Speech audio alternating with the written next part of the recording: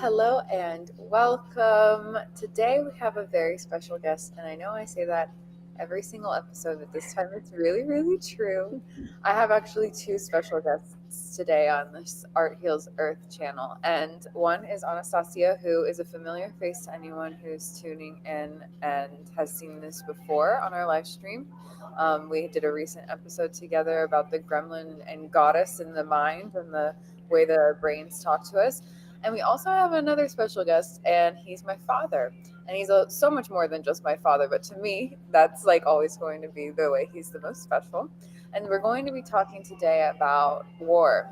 And so this is a very real topic. If you can't handle the truth, then just go ahead and exit off of the live stream now.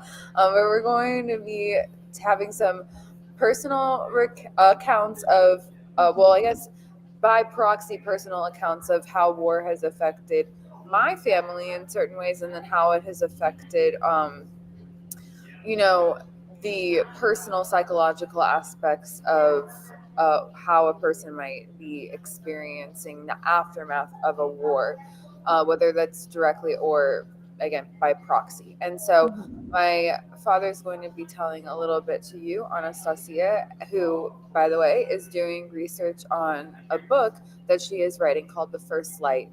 And I'll let you explain a little bit about that too. And I'm sure my dad would like to hear a little about that, a bit about that as well. And just to set the tone, I don't think you know this part, and I want to make sure it gets spoken before you and my dad might get really into this. But it's interesting because my father has gone on this repatriation journey, this journey of recounting this history of my great grandfather, Sergeant Leonard James McNeil. And you'll learn a lot about him in the next hour or so, I'm sure.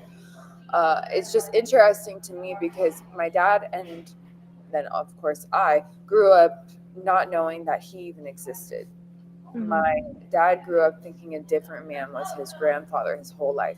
And just a handful of years ago, we discovered that that was not true, that this other man, Sergeant Leonard James McNeil, existed. And not only did he exist, but he was drafted for the war. He, was somehow both a war criminal and a war hero, which I'm sure my dad will get into as well. But that's just part of the realities of war.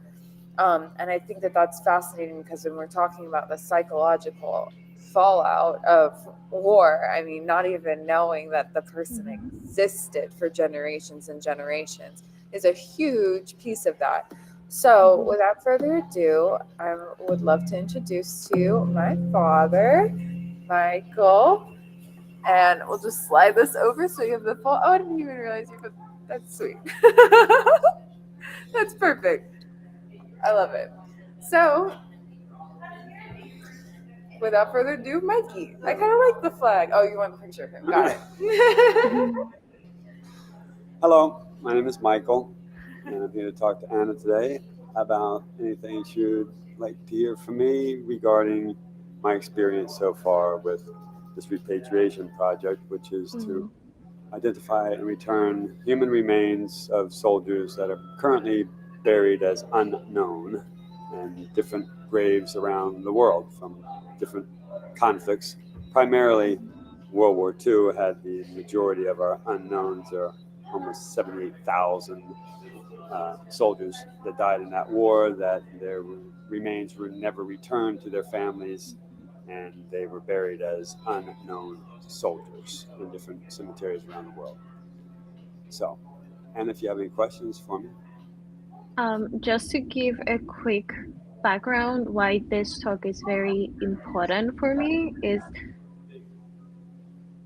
in the beginning, well, in the beginning of the book, we're being introduced to the main character. Her name is Celine, and from a young age, at the age of 9, there was a war. So for 1 year, she went from shelter to shelter trying to survive. She witnessed her whole family eventually die, and that's how she gets introduced to the new world, the fantasy world. And she's dealing a lot with the PTSD, with all the trauma of the war, and she still has that thing that keeps her going, that's the hope of being with her family again, seeing her siblings, and um, allowing herself to fully grieve whatever happened. And Karina yesterday sent me a newsletter that talked about what it is that you're doing and how you found 68 um, of the, like, you were able to identify 68 of the soldiers, and it just, it truly spoke to me, the fact that how much hope the family of those people have to actually be with them, to find them, to properly mourn them and grieve them. And the whole aspect of propagandas, of how it is shown to the world and what is actually going on, the different levels of how close you are to where the actual war is happening and you're being bombed, and how far you are, and the different layers and levels, and how it affects people. So yeah, I understand what you're driving at, and I can share with you that Mm, the the effects of the loss on individuals when the husband doesn't return or the father mm, doesn't return, and there is no explanation, it leaves a tremendous emptiness mm, in the person, of course, and the ways that they uh, deal with those things can be detrimental to their health and just their way of being, essentially trying to deal with the pain and sorrow. So that's where substance abuse comes in and becomes mm, prevalent in a lot of these cases. And families try to forget, and they try to forget by masking with substance.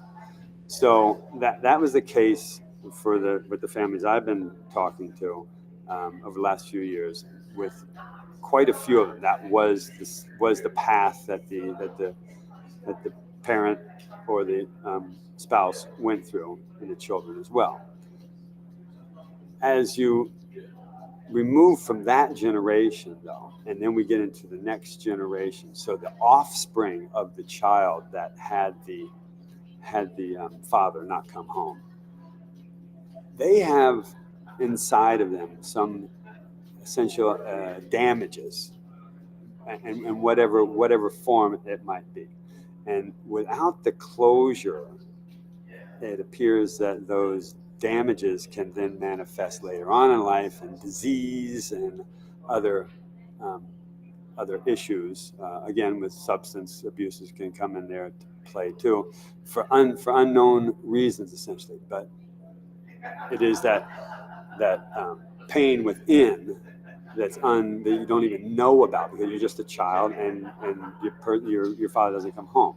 So and a lot of the families, that there were no discussions, there was no remembrance of the person that never came back, which also adds another layer of damage to the individual because they can't celebrate, Christmases and whatever the holiday might be, birthdays the same way, or any particular way. It's a remembrance on the person that didn't come back. So the the idea is to forget it, not think about it, move on with your life, and that comes in a lot of with a lot of detriment in a lot of cases. But then at the same time, some of these other families, rather than try to forget the individuals, they embraced their loss and they embraced their being as it was. So, and with these World War II folks, these cases are 80 years old now. So the the ones that we have left pretty much are the offspring, are the children of the individual that died, because their spouses, and their spouses would be close to 100 years old if they're still alive today, and very few of them are. But there are a few siblings and of these different soldiers that I've spoken with, and rather than go the path of trying to forget about it and quell the pain, they embrace the person and they talk about them at family reunions. They idolize their loss rather than have issue about it. And those the families that I've talked to, those families have really um, grown. They've gone through the experience, but by holding on to the person. Um, but at the same time, they also don't have closure because we have remains of individuals, but we don't know where they go. We don't know who they belong to. That's where it's so fascinating today when we talk about hope. Whereas the generation that lost the father or lost the husband, they basically lost hope simply because the abilities to identify the individuals were not there. But today, with science, with DNA analysis, it's possible to take a bone that's 80 years old and get the DNA and use a family reference sample where they do the swab inside the mouth and make the connection and actually identify then the remains of the individual. So whereas that generation lost hope, our generation today has tremendous hope because there's an ability, there's a means, and there's a way to identify the individuals through the DNA. So this is like a given a new life for the individuals, even those that, like in our case with Karina and myself, not knowing that my grandfather was involved in any of this, it's a real shame. Because we found out so late in the process. I mean, if I had found out, if I knew this in the 1990s, for instance, that would be 30 years ago. That makes a big difference when we're dealing with people that are 70 years old at the time. So it's it's quite fascinating when you start putting the timeline together and how the hope could be lost in one generation, and then just second, my parents' generation, they were clueless. They had no idea, and there was no way, essentially, to bring it back up, and because it's too much pain, too much suffering, too closely connected to the immediate generation that suffered the loss. So here we are with my generation, which is two generations out from my grandfather. Uh, I don't have those. Pains and sufferings and stuff. I think about it a lot, about what my grandmother went through and what my mother went through, and that saddens me tremendously. But at the same, they're of course dead now. But at the same time, I feel compelled to try to get the answers for them, even though I can't give them to them, but get the answers, get the truth of today, for what happened potentially with my grandfather. And if you don't mind, I'd like to tell you a little bit about his particular experience and about his life for just a moment, if that's okay. Yeah, I would love to Okay. So hear more about it. this Yeah. is a picture of my grandfather here, Leonard James McNeil, and he was born in Canada in 1917, and then the family immigrated to the United States in 1926, and they went through Boston. They immigrated through Boston, and they made their home in Somerville, Massachusetts. So my grandfather, as a student there at the Somerville High School, graduated with a diploma from high school there. He held a job for about a year or so, it looks like, and then he bought a 1929 Oldsmobile coupe automobile with wooden spoked wheels. It's fascinating. I have a picture of the car. It's a real fascinating, interesting automobile. So he drove that car down to Orlando, Florida, and there he met my grandmother, Melba Culbreth. Uh, the two of them started their life. They were married in 1938 in Boston, Massachusetts, and then started their life back in Orlando, Florida, where they had my mother and uncles as children. Um, And life was just moving along as it does. And then, of course, Pearl Harbor takes place, and the United States enters World War II. And life changed dramatically for every individual involved because it literally is a world war, and that means that everyone must participate to make it in. So he was drafted at a late age. He was 26 years old when he received his draft notice, and he had a real promising career at the time. He was a bartender at a local restaurant, and he was in the hospitality industry. But life was good. So he did his service, and he went to the induction. He went to basic training down in near Miami, Florida, and then entered gunnery school and was sent to Texas and Arizona, where they did New Mexico, where they did the training for that.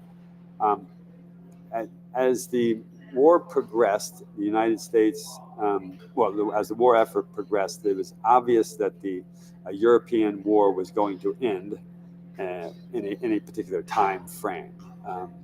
And as my grandfather came into the war, those signs were there. It was pretty apparent that the Nazi regime would fall, and it was just a matter of time. And the United States and the other Allied forces just continued through France to make that end. But it's quite interesting now. At the same time, there was a pact put together that required that first Europe be liberated, and then we would focus on the Pacific area. So, in order to get the Pacific War essentially to bring it to its closure, that required the United States to produce a long-range bomber that could fly the distance of 1,500 miles, 2,000 miles at the time, to do its mission. And this aircraft was built. It's called the Boeing B-29 Super Fortress. And this aircraft was built as the first aircraft to have pressurized cabins. So you could fly up to 30,000 feet with it without having to wear these big suits, and where it gets very cold up there. So you have frostbite issues. If you're not pressurized, you'll have frostbite issues. So anyway, this aircraft was the first built with that functionality, along with first computerized aircraft, first aircraft ever with computers on it that operated the gunnery system, which is just fascinating in itself. That these men are the ones that for the first time used radar to look. So you could see things. You can see things through radar. Of course, you can't see with the naked eye. You can see with radar. You can see through a cloud and know that there's a plane on the other side of a cloud. So these new inventions were put into place, and these essentially common men were trained to do the job. And that's where I find it very fascinating that this man, as a bartender, gets trained to do this task, and then put in this ungodly arena, essentially, where he's performing a job that's just unbelievable and very scary as you read the accounts as to what these men experienced with their missions back and forth from the Mariana Islands to Tokyo, Japan. And how the monotony, and it's just such a long, droning flight to get there over the Pacific Ocean the entire way. Some planes would fall out of the sky due to different reasons, and of course it's the Pacific Ocean, so the chances of being rescued are very slim if your plane goes down in the ocean. So these are things they were beginning to deal with. And you have to be able to put yourself in a perspective where you would just be sitting for hours and hours and hours, and then after sitting for hours and hours and hours, you get to the point on this mission where suddenly there are searchlights up in the sky everywhere, and there are planes up in this. There are hundreds of Japanese air support trying to shoot these planes down. The plane. I mean, so if I'm in our plane and there are 10 or 15 Japanese Zeros closing in on us and shooting us and shooting at us, it's just a chaotic bit of event that then takes place after this 7 hours, 8 hours of droning along over the ocean. Now you're in this just unbelievable event, and your payload at this time, the bomb payload, is napalm and phosphorus bombs. So napalm is I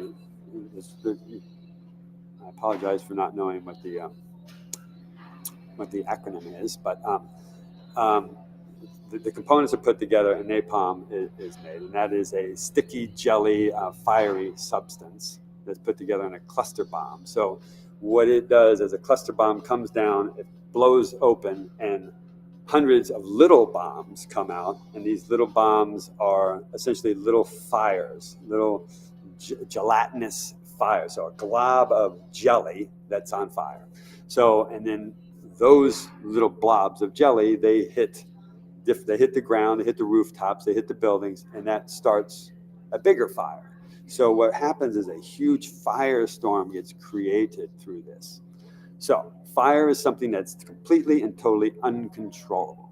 So essentially, when you drop fire from an airplane onto any buildings, they start to burn, and fire is indiscriminate about who it burns and what it burns. So in the process, thousands of Japanese civilians, or Japanese, just regular Japanese people, were killed in this process. So when that takes place, that puts the soldier in a position that he's no longer a soldier, he's a criminal because he's killing civilians. So this is very very difficult to deal with, let's say, because here we are, the bartender is doing his job, yet the payload he's carrying has him now creating a act that is perceived as being a criminal act. So when they are then captured, after their plane is shot down, they are captured, they're not held just as a regular POW, they're held as a suspected war criminal, which leads them to another complete bit of circumstance where they were tried and court-martialed, beheaded, just what different cases may take place. Specifically with my grandfather, what is believed in his case is that he was taken to a prison, and then that particular prison that he was in, with approximately 60 whatever men, one of those napalm or phosphorus bombing missions took place, and in the process, the United States burned up the prison, and with it, all of the American soldiers that were there. So in the event that he was there, that would be the way that he would have died, let's say. So here we are in in my mother's generation, my grandmother's generation, the only thing they have is no answers. They don't know any of this, the information I just gave you, because at that time it was not available. So here we are so many years later, all of the information is declassified, so it's available to the general public if you want to go and look for it. And the things that you can find are just fascinating.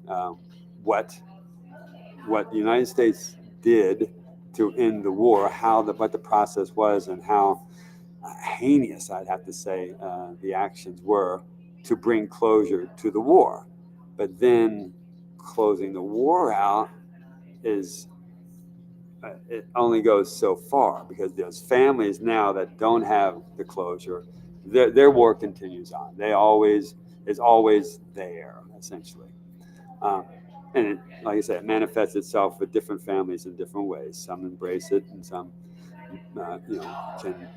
can believe that one day they'll get the answers, and that keeps the hope alive. And the DNA reference samples can assure that.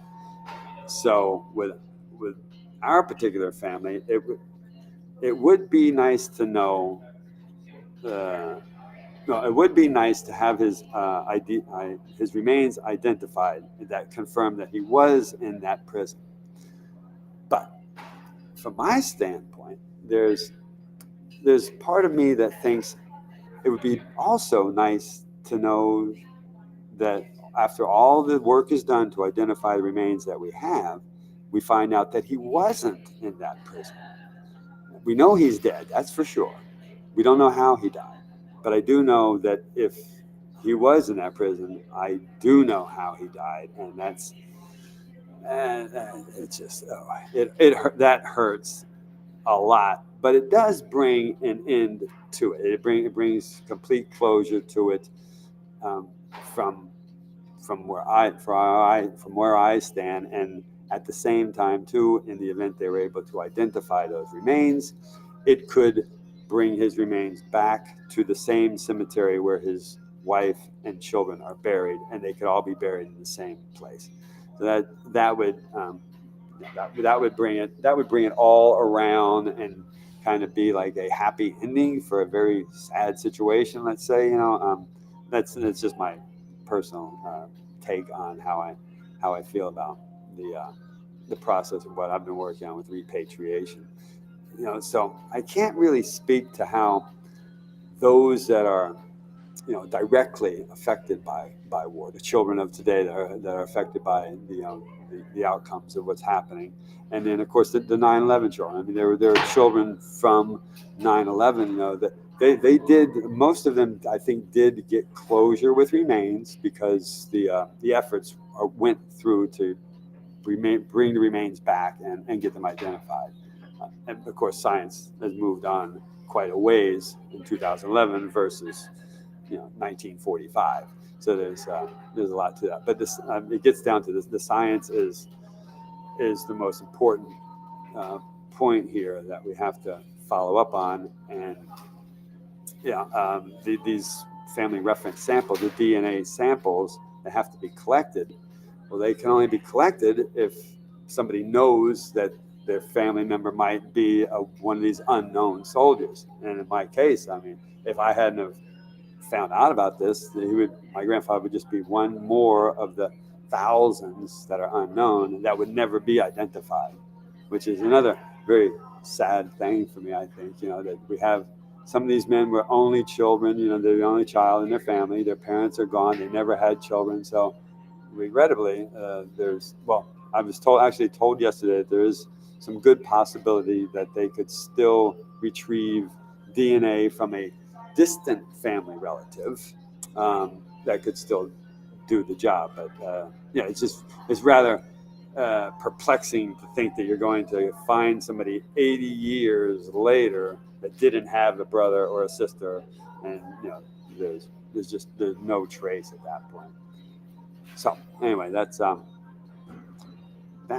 kind of the work I've been doing here with this repatriation project, and how I've experienced the war experience, 70 years later, essentially. And the fascinating research I've been doing. I mentioned two sources for you: Black Snow, a book written by James Scott, and Fog of War is a movie video that you can watch. It gives you a kind of an overview of how the proportionality for actions when someone attacks you, how you respond to it, and what the outcomes would be.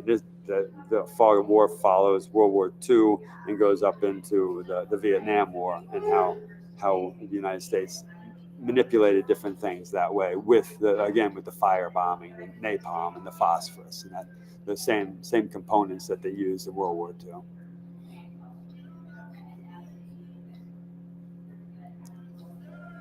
You shared a lot of gems in there, and it got me really thinking, like, what's the reality of war? Because we know these things from either word of mouth or whatever books were approved to be shown to the world.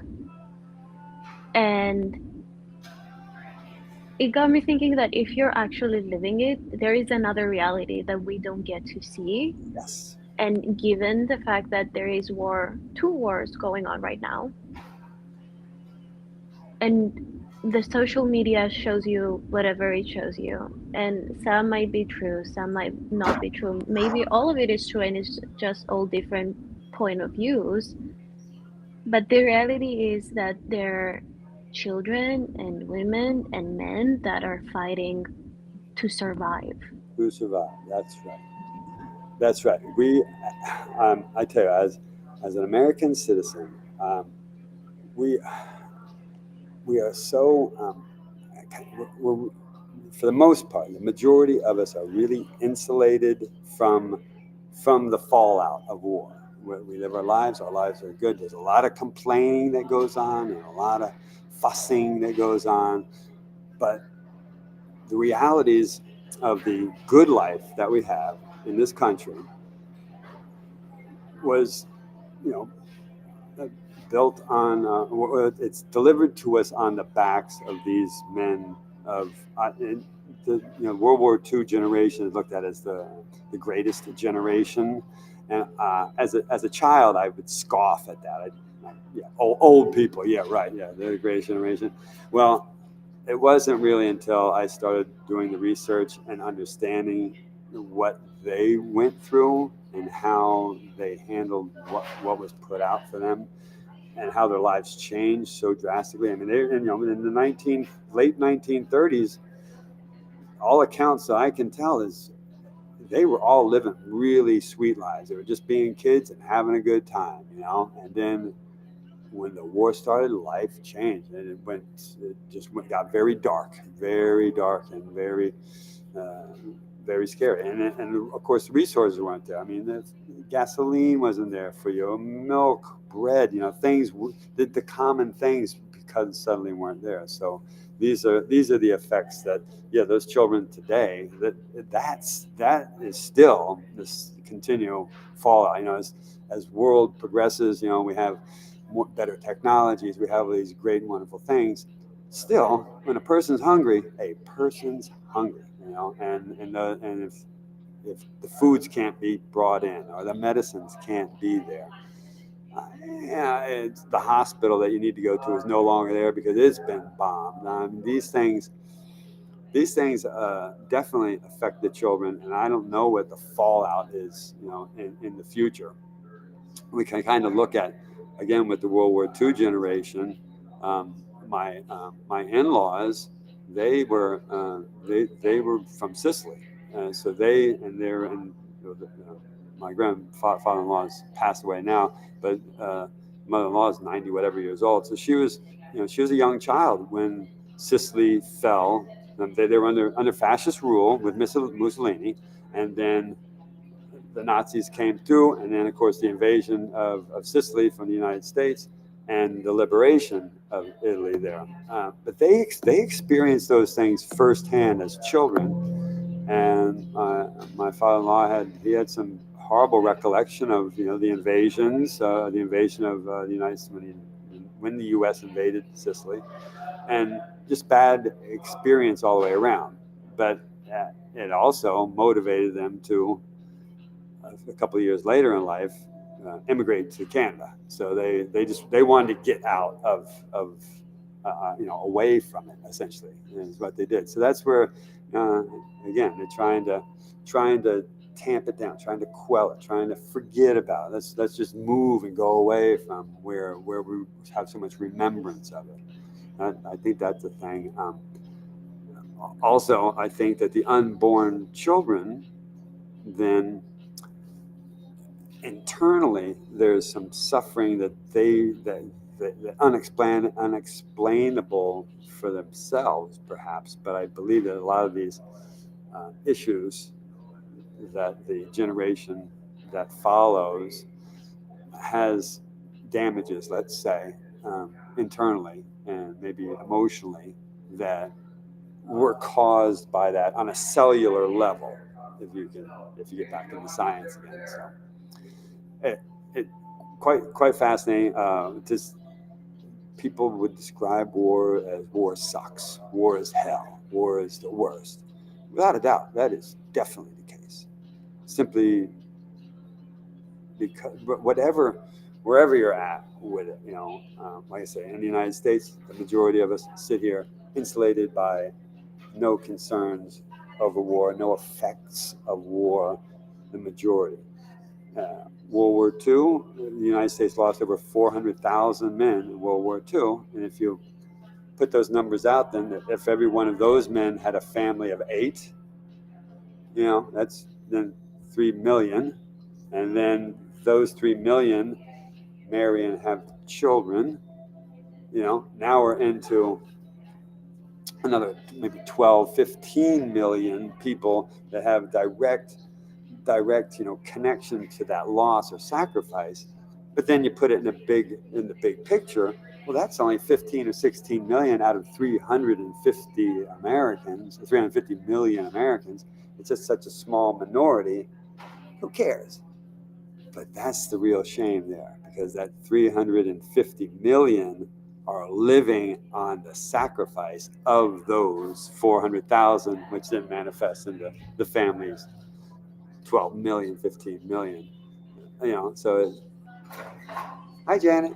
It's just like I said, I love being able to share with you and go over this. And the fact that we choose to avoid whatever happened and live in ignorance, I feel like that what carries part of that trauma Yeah. to the next generations. Whereas if we actually be open about it and talk about it, and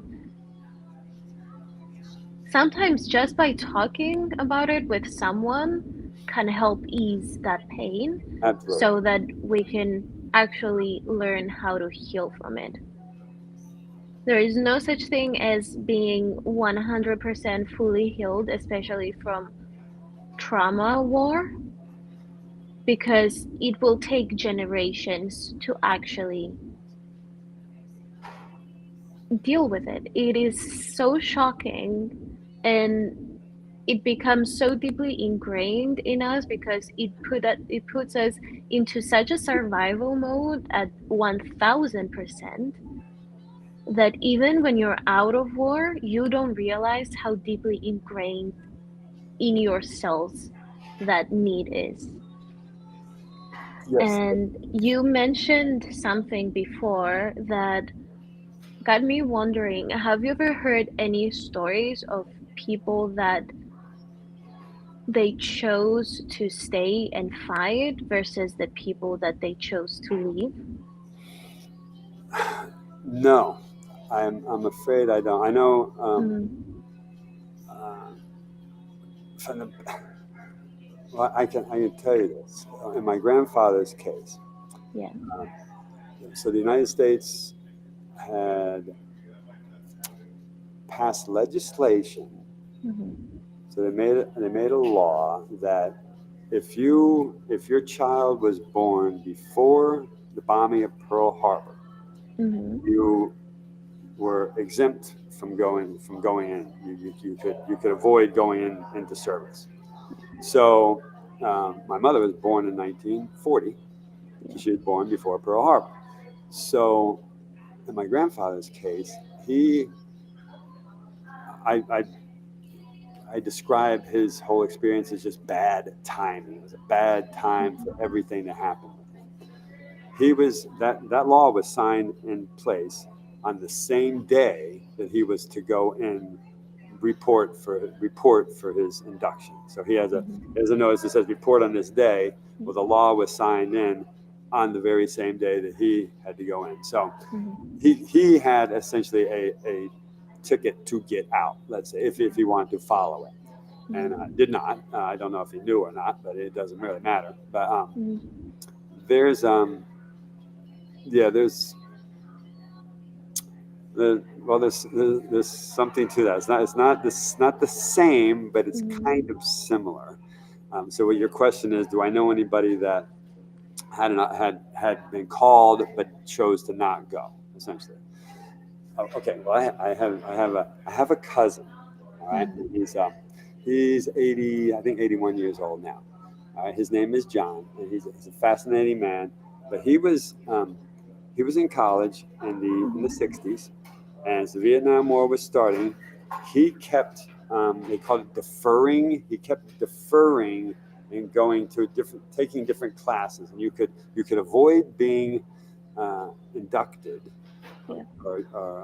yeah, you can avoid going into the army by doing these different things. So he essentially did everything he could, Mhm. by staying in college to avoid going into the army. And it got to the point that oh yeah, he got to the point that he had no more options, and it was either going to be that he more likely would be drafted, or if Mhm. he enlisted, he would be enlisted in at a higher level, and it would be a different life for him. So he chose to enlist in the army, and Mhm. he then went through his basic training. He was uh, sent to Germany, and he was in this 1967, I think. He was Mhm. in Germany on a base there, and he was working on that base um, as the Vietnam War was beginning to escalate there. At that point, a lot of the wounded soldiers would come from Vietnam. They would come to Germany for Mhm. treatment and stuff. They had a big hospital there. So he spent his military life in this and on this base in Germany, and he became a major in the army. So he raised up in rank at the same time. But at one point, it looked like he might be sent to Vietnam. And Mhm. in the event he was sent to Vietnam, he would have been put in charge of a combat troops. Okay, my cousin is definitely not a combat soldier. Mhm. He's an artist by trade, and his demeanor is just too free loving. And my other uncle gives me a description that if John had been sent to Vietnam, he would have been killed by his own men for sure. It's not funny, but it's funny at the Yeah. same time. Yeah. So it's he did avoid essentially war by joining the army, Mhm. is what he did. So that's rather fascinating. I do know a few men that went to Vietnam, and they they told me it was the most amazing experience they had ever had in their life. You know, Mhm. they were not on front lines or not involved with combat, but they were there on Mhm. support angle. And the places that they were, I guess, were rather pristine. I guess whatever. I don't know. It's probably a beautiful country in some places, but it's that's another fascinating thing about war Mhm. is so much is required to put one man on the front line with a firearm. It takes hundreds, if not thousands, of people doing different jobs so that one man can have his resources up there to fight Mhm. the war. Uh, it's quite fascinating. There's an interesting account from an author named John Ciardi. He kept a diary during World War II. He was on Saipan Island in the Marianas, the same group my grandfather was with. And in his war diary, this is another interesting one. You might want to read this too. It's a short read too, but his John Ciardi, Ciardi. Um, if you read the John Ciardi war diary, he has an account in there where it's through a conversation he has with another soldier, but Mhm. the as as the tactics changed um, with the B-29. It was designed to be a high altitude bomber that was Mhm. out of reach of any Japanese air defense. So it was the safest place they could be was as high as they could go, and then drop their bombs. Well, General LeMay became the commander of the Pacific arena there um, in the Mariana Islands. He was on Guam, and what he decided to do, because the bombing was not being effective, he wanted to bring the planes down lower. So John Ciardi in his diary states that LeMay has ordered us to bring the elevation down. So where we were at 30,000 feet, he wants us to come down to 5,000 feet. At 5,000 feet, you can almost throw a rock at a plane. You know, it's the description. You can't. It's a mile, but anyway. So it's but their his description is that their level of safety, essentially, when they're way up here, is solid. They're good. The only thing that can go bad is the plane could go something could fail on the plane, but the enemy can't reach us. When you come down, it puts you right in the midst of the enemy. So his description is that back home, people don't realize that every cup of coffee they have has a drop of American blood in it. Because in order to get the resources there, these men have got to go and do what they're doing. And he makes that description and makes a comparison with LeMay that their safety was up here. He's bringing them down into harm's way now, and it was not acceptable at all to the soldiers that were having to deal with it. But of course, they had to do what they had to do. And in the process, a lot of men died in that process because we brought the planes down lower, essentially. But again, too, the tactic was to destroy Japan and end the war with no conditions at all. And that effort continued from January through to the end of the war until the decision was made to have a conditional surrender of Japan. So when we put it in perspective, from January to August of 1945, instead of entering into a conditional surrender back in January, which was an opportunity to do that,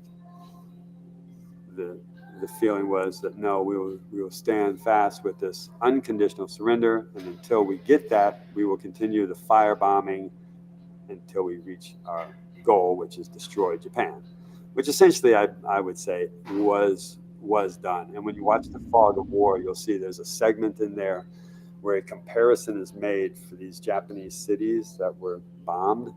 Some of them were bombed. There was nothing left, 0%, zero, nothing left at all. So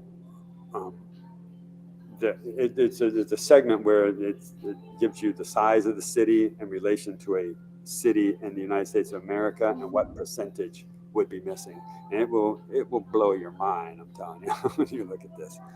So, yeah. It's very unfortunate that all this has to happen for us to sit down right now and reflect on everything that happened and realize how wrong it is. But you said, again, there was one thing that stood out to me the most was, and it truly, I felt that thing, was that there were soldiers that they enjoyed being of service. And it wasn't just being of service to the country, but actually helping out the people in that area when you were talking about Vietnam. Yeah. And I'm coming to realize that people just simply will love helping others, no matter what way it is. And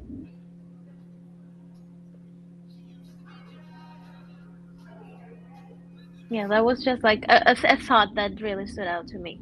And the background that everything that needs to happen before you get that soldier on the front line and everything that they have to be taught, it's a lot of things. And taking your grandfather's story that he went from being a bartender to actually fighting, that's so shocking. Like, or even like getting an artist and putting them into Yeah. the environment of war. Yeah. It's like you're having an actual human being that they love painting or drawing or whatever it is that their niche is, or bartending or making coffees, and you're being forced to do something that it is essentially killing. Yeah, yeah, it's And yeah. it's, You hear I hear stories for these people in Ukraine right now, and yeah. some of these men I hear these stories. I mean, they're just they were car salesmen, they were Hmm. electricians, they're doing Hmm. whatever. Now they have a rifle Yeah. in their hand. It's Hmm. they're fighting against. Uh, Yeah. I just I cannot comprehend what the leader of Russia is trying to do. Uh, Hmm. uh, with the exception, I guess you have to follow the money. There's got to be a money trail that's causing this to happen because none of these people do anything unless there's money involved. Hmm. So, and And we need power. war. This is another shame. War is a tremendous Hmm. industry. It is a huge industry, Hmm. and there were concerns about that in this country, around World War II, that this Yeah. military-industrial complex uh, it could get out of control. And Hmm. to some, they would say it has gotten out of control, and others say it's very, very necessary. And Yeah. you know, or is it just a business? I don't know. Hmm. If it's just a business, it's pretty sick business. I Yes. mean, war definitely creates jobs. Hmm. That's for sure. I mean, look, we're gonna have to rebuild all of Ukraine, right? I mean, Yeah. rebuild all of Gaza. I mean, have to, rebuild. These places they just get totally destroyed. All the lives, everybody's lives gets wrecked, and yeah, somebody makes money on it. That's a damn shame. That's just wrong. These profiteering on the death is just Hmm. so wrong. Yeah. I mean, that's just weird world that we live in. Still, I mean, Hmm. if the objection is for peace on earth, uh, That's you that's know, anything but peace. well, yeah, and then is it my peace that I want? So if I want my peace, then I'm just going to kill you to get my peace. Well, Hmm. there's Yeah. something wrong about that. I don't understand the entire Middle East issues Hmm. here. I'm ignorant to it. And again, as an American, it's easy just to not even not be concerned about it. Hmm. It's Yeah. because we don't see it. We don't have the effects here. If children are dying there, how does that affect me? I have to pay my car payment. I got to pay my house payment. I got to buy gas. I got to get insurance. I have the property taxes to pay. Hmm. I mean, the kids are sick. Whatever. This we are. We're very very fortunate, I think, to live Hmm. the way that we do. Yet we need to be aware and Yeah. cognizant of what's going on in the world and Hmm. how wrong, I have to say, well, along the lines of wrong and right. There's when those men are experiencing what they're experiencing at that Hmm. time, um, it just doesn't matter who is wrong and who is right anymore, simply because they're there just for survival at that point. So it becomes their own personal war, I guess, that they then have to deal with to get through that. Hmm. And it's like I say, it's disgusting. It really is.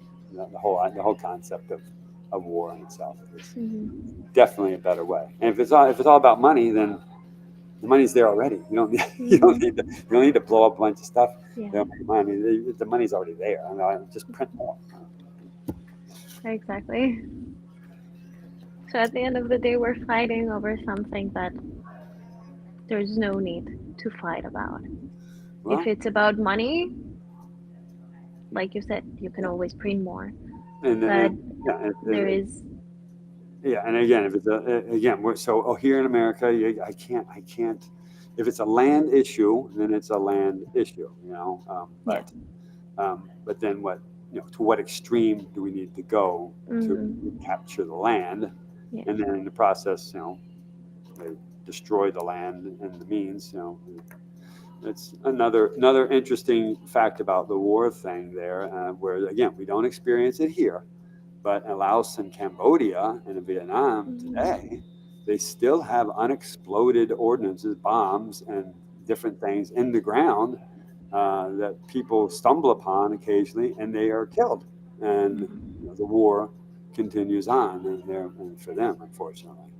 Mhm. So yeah, it just makes a big mess, and something I don't know if you can clean it all up. I don't know. I don't know. I don't know how they. I don't know how these different areas Mhm. recover essentially from these different things. I don't know. I guess we'll find out.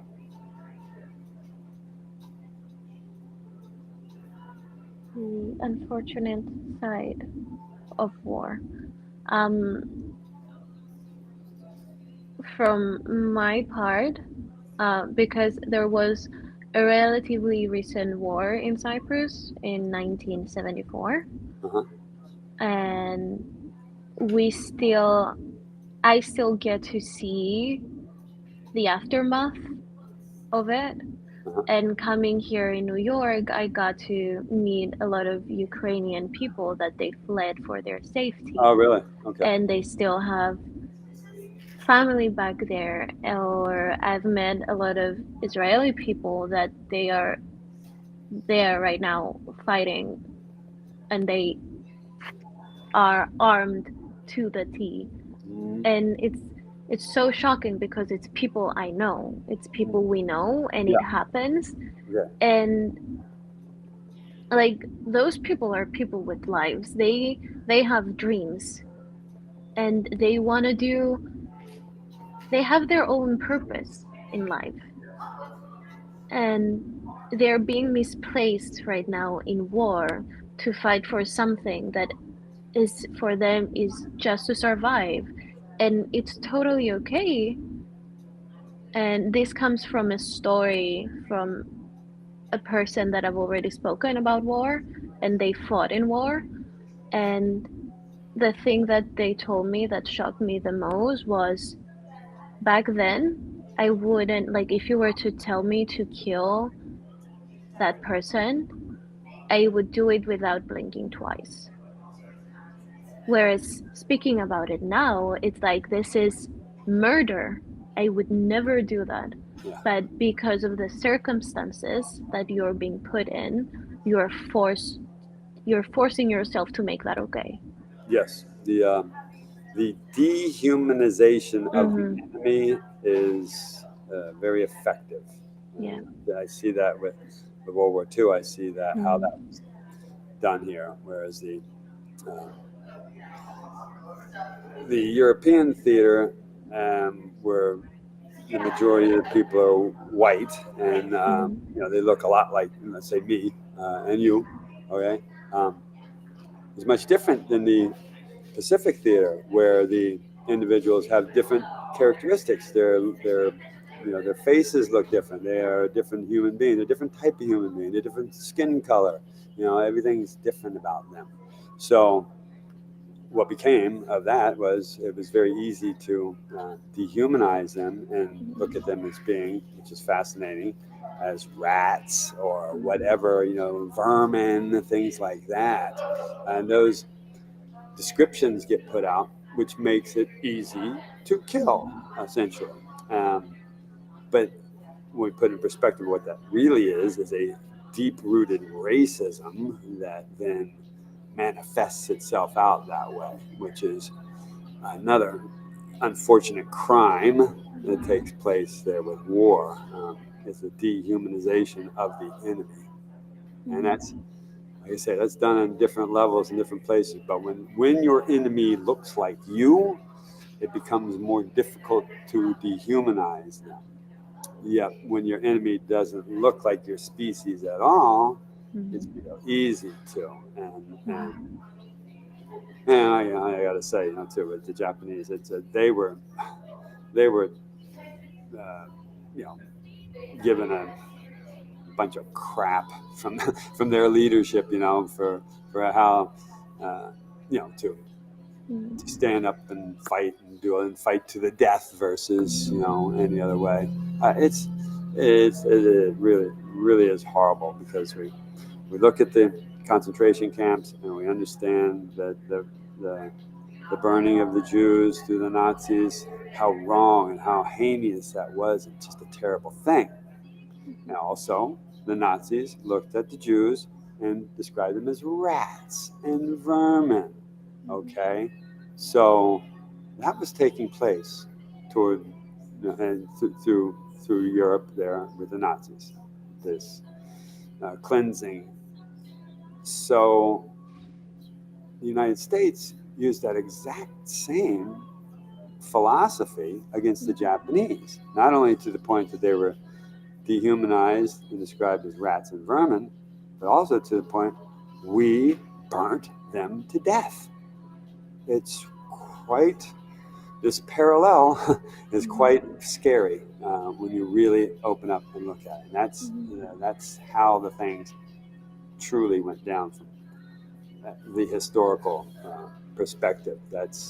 And again, that's a horrible thing. And I guess I see that same thing happening with the dehumanization of the Israelis versus I don't know if it's the Palestinians or the Hamas. I'm ignorant on the situation there, but it's the same. You had that same tactic taking place. You dehumanize your enemy, and that's, well, I guess, that makes it easier. But then again, with the proportionality of reactions, in our case with 9/11, we went to war for a very long time and destroyed a lot of things in the process. The reaction that the uh, Israeli people, I can't say people, but the Israelis, I just use the term Israelis, that the reaction that the Israelis have had toward this Hamas group that is responsible for killing these thousands of people on that October 7th rage, it, the proportionality is not there. Here we are destroying an entire city, displacing millions of people, killing tens of thousands of people, trying to get to the source, this Hamas, the enemy source. Yet along the way, all those people are brought up into it and then dehumanized as being the rats again, vermin again. I guess for the perspective is from both sides. They both, I guess, feel the same way about each other, and that is the biggest problem. But then again, too, the common folk, the common individual on the street, they just want to make a living and do their thing, and the kids just want to play, right? I mean, that's all, and that's a shame. What's the one thing you wish the entire world knew at this moment about war? Oh, I wish the entire world knew at this moment about war would be the specific case that I've been working on with these soldiers in Tokyo, Japan. Yeah. I would like the world to know that story. These men sacrificed, their families sacrificed their the crimes that took place when they died were heinous, and there could never be justice, but there should be remembrance. And by not sharing it and not telling the story and not sharing with other folks, that would never happen. So that would be my one thing. And it's a there's a lesson in that one in this one particular case that manifests out across all war efforts. Uh, the different demise that takes place from that. So that would be it. I think this was a very informative talk, and Good. thank you so much for sharing everything that you so openly shared. And it was a pleasure meeting you Same here. and talking to you. and seeing the mission that you're working on is just so powerful. And truly, the world should know about this, and we should all stop pretending that war doesn't exist the moment it does, and it's so real. Yes. Because in 20 years, we will be reading about it in history books. Hmm. Maybe. We'll see who writes the history. Yeah, exactly. Exactly. Thank you. It's a real pleasure being with you today. Mhm. Thank you. We appreciate you. Thank you all for watching, for listening. Thank you, Papa, for doing this. Thank you. You're welcome. I'm so excited to read The First Light. It's beautiful.